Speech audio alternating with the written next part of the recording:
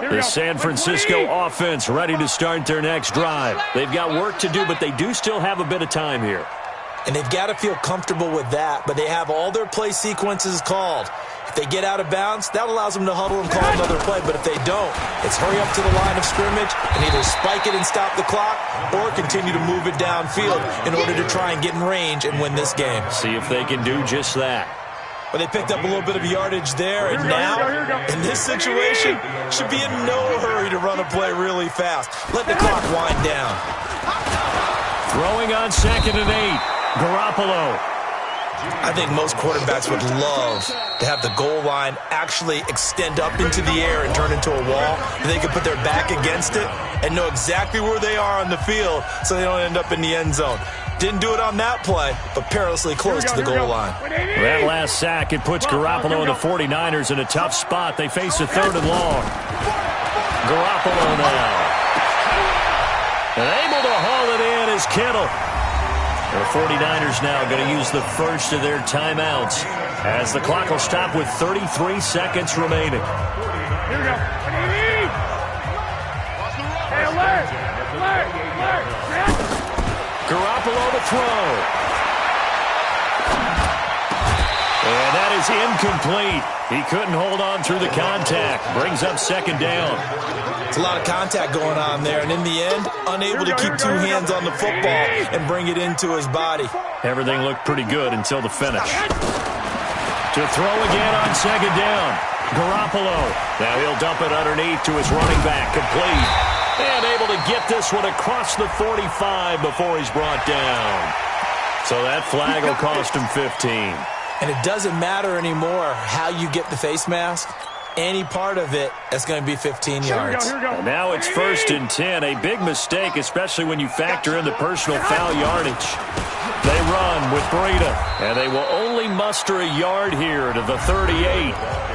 Now San Francisco going to call their 2nd timeout as they'll stop it with 17 seconds to go in the game. 65, 38. They stay on the ground. Again, it's Breida. And now the Niners going to signal for their 3rd and final timeout as they'll stop the clock with 12 seconds to go in the football game.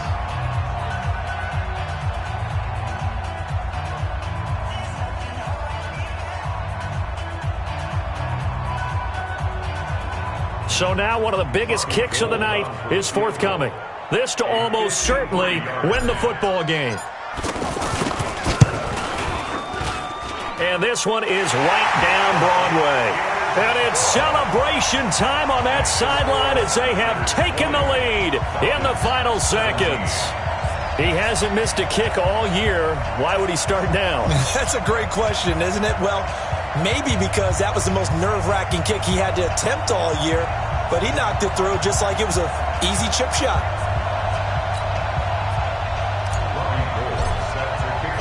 Now it's Gold after splitting the uprights to kick this one away. Fielded about a yard deep. He's going to be stopped here with a penalty marker on the field. I'm not sure what this is about. So they will accept the penalty and move forward.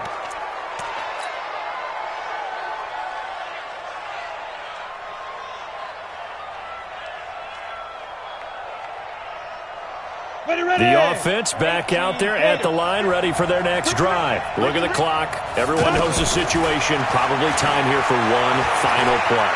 And we know what that play is going to be. It's got to be some sort of Hail Mary, throwing it towards the end zone and hoping someone can catch it or catch it off of a tip.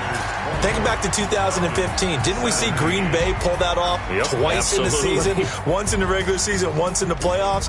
So stranger things have happened. It'd be interesting to see what the defensive strategy is about who they put on the field to try and knock that ball away.